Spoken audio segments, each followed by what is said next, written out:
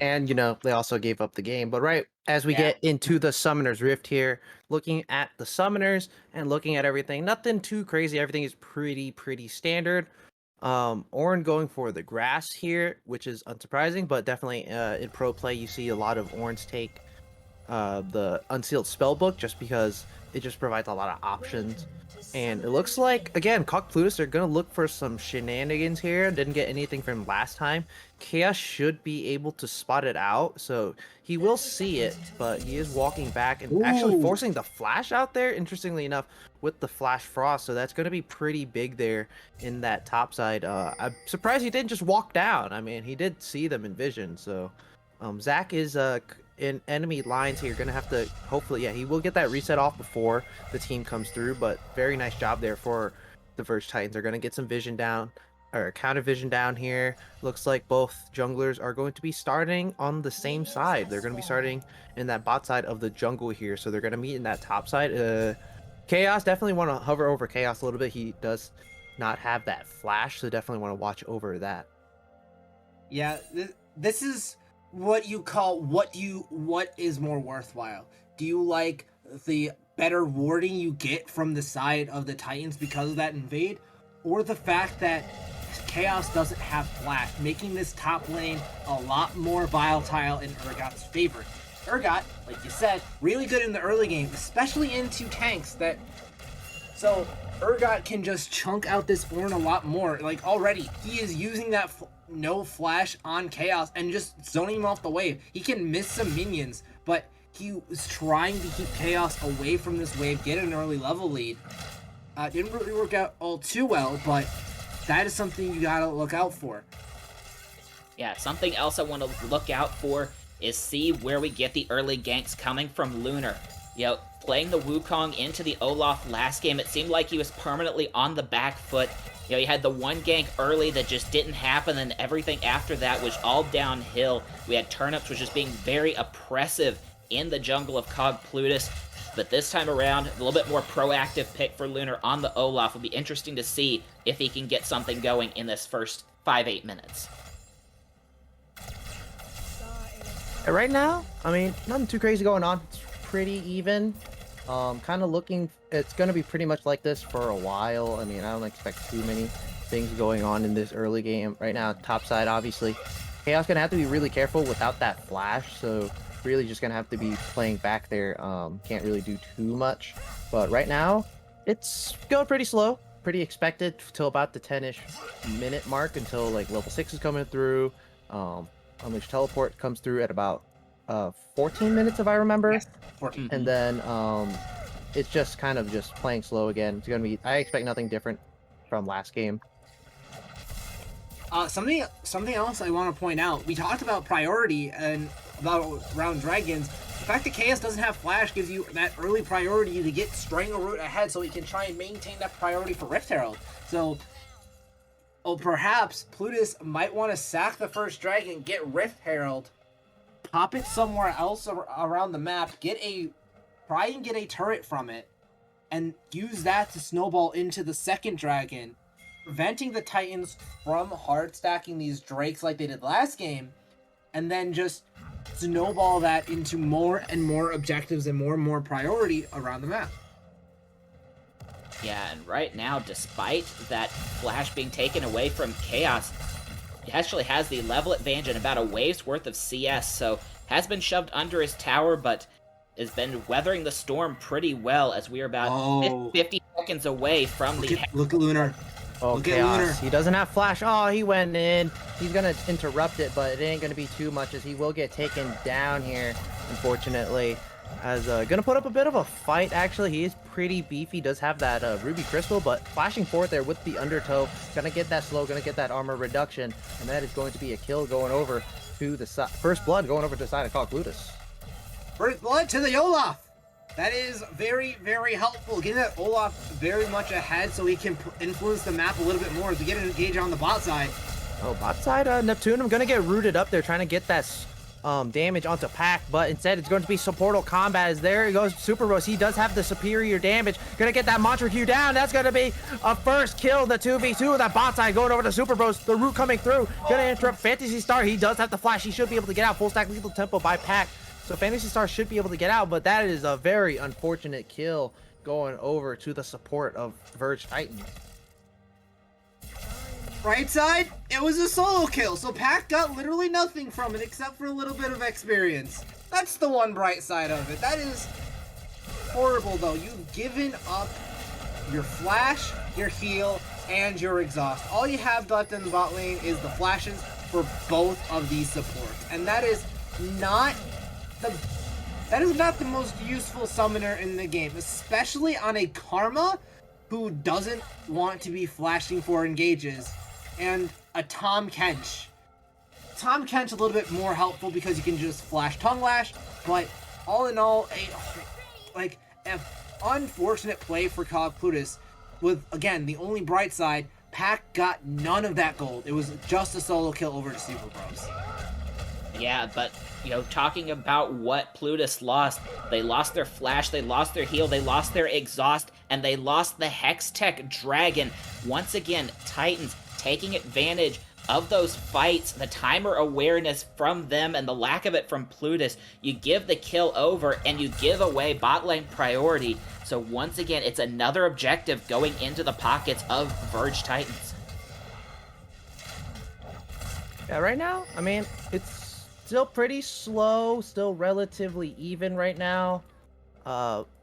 Realistically, Zeri is a very, very bad early game, so I'm really surprised they took that fight.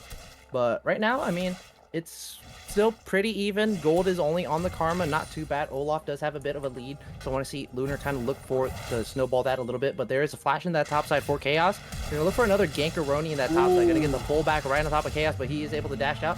Actually, didn't need to flash there probably. But he's actually still gonna try to go forward there a little bit, but he should be able to walk out perfectly fine. Yeah, it's a trade of flashes in the top lane. I will want to mention quickly about that bot side play that ended in a solo kill for Super Bros. As I'll hold on to that as the regank is coming into the top side. Oh, Chaos. Oh, come on, man. Use your flash. You're still staying around. No ward, no nothing. But it looks like Strangleroot is going to get traded. Fear Beyond Death will get procced, but it is going to be another kill going over to Lunar at 3-0 already. It's just not a fun time there. Unfortunately, that is a bit of a Thimble Fumblerooski there for Chaos. Yeah, Thimble Fumblerooski. So, back to that bot side play. I definitely think they should have turned on the Super Bros.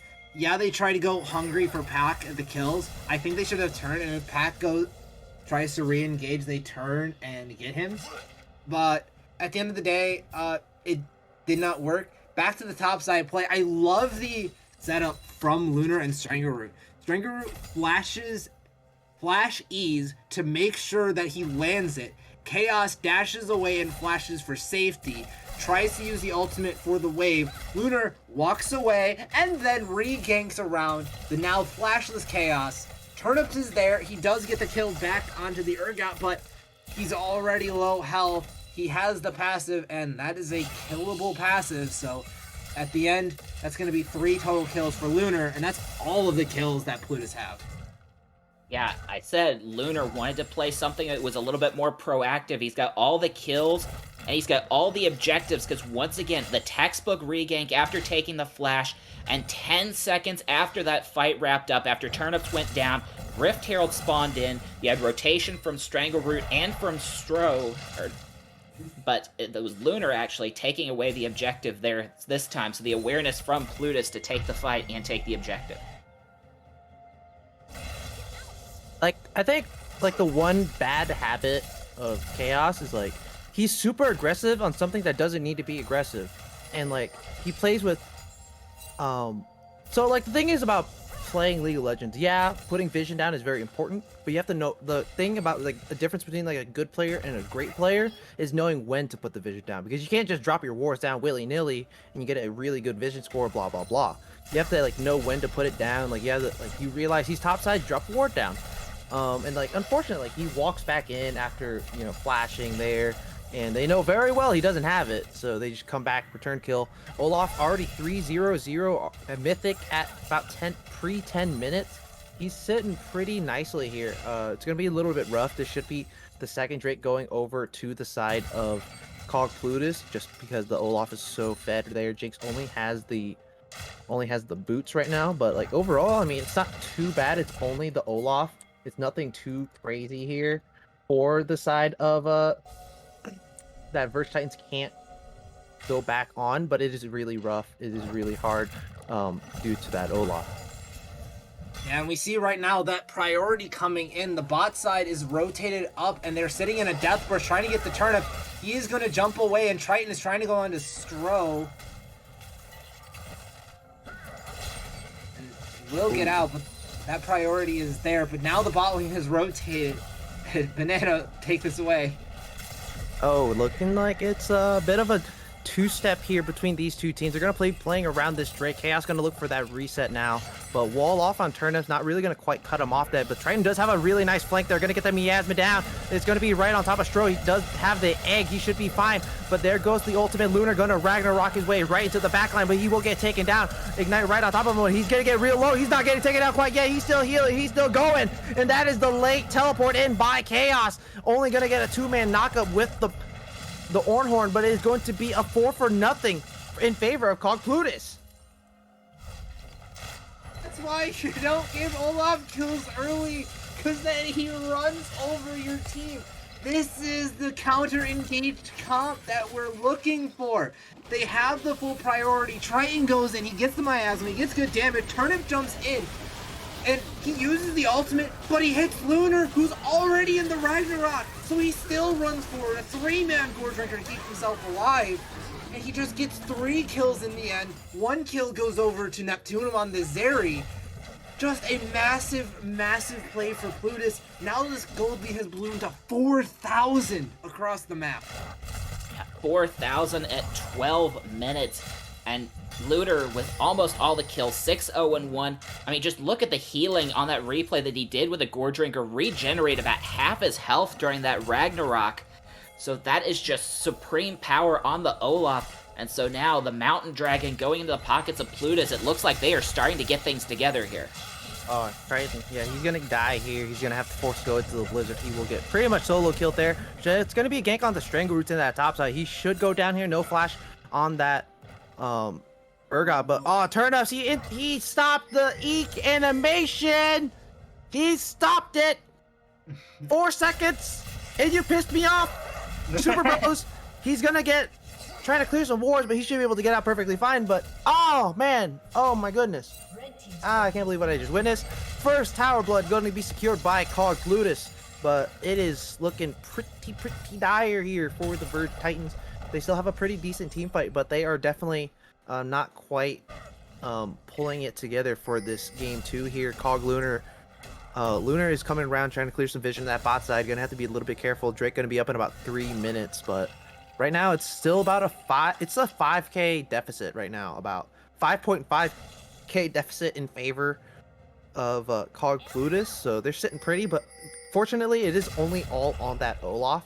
But again, no grievous wounds. It is an Olaf, a Zeri, and a Kench. That's a lot of healing that you want to negate, and none of it is getting negated. There is some grievous wounds, but it's a Bramble Vest on Chaos. That's it. Definitely not enough. I do agree. It's definitely not enough, but like, yeah, getting this Goldie on Olaf, that's pretty good. You're happy with that. He's gonna carry you through the mid game. He will kind of fall off a little bit come late game, but at the same time, he is still a threat. You still have to worry about him. I'm fine. Like, looking back on the draft, Plutus giving up the Jinx. I don't think Jinx was a major problem. It was the other factors around the map, and they dealt with that. They threatened the first pick Tulia. They banned away the Swain, and they stole away the Olaf, which means you can't pick Wukong into it because we've already seen how that matchup plays out in this series. So right now, Plutus has made these monster adjustments as Turnip is getting a little caught out here. Yeah, he just walks out, you know. Once you walk out the blizzard, not too much. He's pretty tanky, but he is really, really behind right now. Um, he's down about 25 CS and doesn't have a full item yet. Not even barely half an item right now. But right now they're still looking for a little fighting in that bot side. But it's still about gonna be about a 6k gold lead. Chaos not quite gonna get hit with that flash frost, but Stro is it should be gonna have to be a little careful. Oh, turnips. He doesn't have the ultimate, or yeah, he doesn't have anything up. He's super low. There's the fear beyond death. Gonna get the fear off, and that's gonna be 2 kills going over, 2 for nothing in that top side. Undertow gonna land on the Triton, but this should be a second tower going over to Cog Plutus, but Lunar is going godlike 7-0 and 3. Bot lane just doing their own thing, and Verge Titan, their entire top side is just, for lack of a better term, just throwing. I mean, Plutus has got it together here. Titans are getting wiped off the map on that top side, and the advantage now is almost 9,000 gold at not even 16 minutes. That does make it really hard to get your items together. Only 1 mythic complete, as Super Bros almost dead is going to survive for now, but Pack might be dead. Oh man, it's super low. Lots of low health bars in that bot side right now. But we're going to see where it goes, as they're just going to back off completely from it, as nothing else is going to come off from the play right now, but it is very, very dire. Oh, Neptune forced to flash away. That is a massive cooldown from the Zeri, but Stro is here. He is looking for something. Super Bros and Pack are still very low. They're backing right now, but I'm trying to find this Zac, and they found him. Oh, turnips. Yeah, you just always getting caught out in the jungle. I mean, at this point, it's not even your jungle anymore. He hasn't gotten any CS for the past couple minutes. Isn't it just red side junglers getting caught out? Lunar was caught out a lot last game.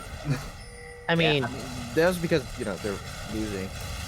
But, you could argue the same for the Titans. Well, I mean, really at this point, it's kind of been more proactive jungler wins on this one. They drive down Pack and Super Bros, drive them low, force them back, and get themselves the priority for this Ocean Dragon. And to finish a point I was going to make earlier, Stripes, you were talking at the start of the game about itemization, about needing tank shred. Super Bros gets absolutely shredded in his own right. But speaking of tank shred, Strangleroot got all that early gold, got himself a rushed Black Cleaver. yeah, that is something that somebody said in the chat. But right now it is looking pretty dire, as their fear beyond death gonna lock him up and he will get executed. Turnips does not have the passive. Pack gonna get slowed up by the blizzard, but Triton is gonna look for a big ultimate. Could he get the big shutdown here on the Lunar? But the shield coming through, that is going to be Turnips going in for the int, as Triton's gonna get knocked up by the Abyssal Voyage, and that is going to be Lunar living there. There goes Neptune. I'm gonna go over there with the Zeri, and he will pick up that kill. Not quite, actually. It's going to go over to the Anivia, but Super Bros, you're walking in the wrong direction here, and he will get an ace, and that is going to be a clean ace and a clean game here for Cog Plutus. Well, death timers are still low enough that they can't really end the game. They can get the tier 2 turret, though. But, dang, that's a 13,000 gold lead in 18 minutes.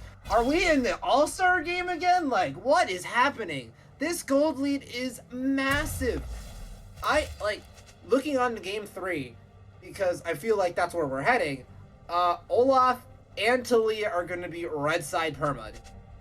So Titans are probably going to have a bit of advantage because they're more likely going to pick blue side.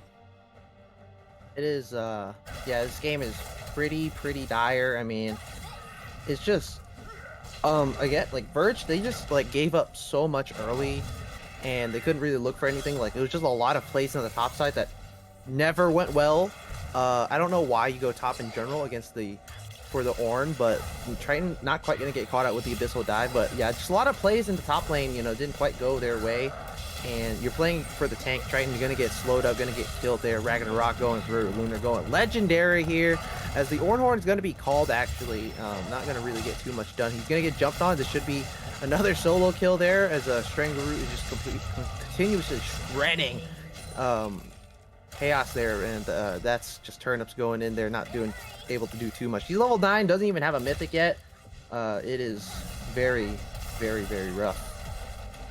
Yeah, I mean, it's really been rough the whole time for Verge Titans. To go back to what you were talking about that top lane, that preventable flash from Chaos in that first minute, that really just kind of paid so many dividends for Strangleroot and by extension for Lunar up on that top side. I don't want to say that was the play that decided the lane, but that definitely went a big way towards swinging it and getting Lunar so huge. 15 out of 18 KP, 10 kills, max shutdown, and this is going to be a 20-minute Baron for Cog Plutus. They are looking to crack open the base and wrap up this game.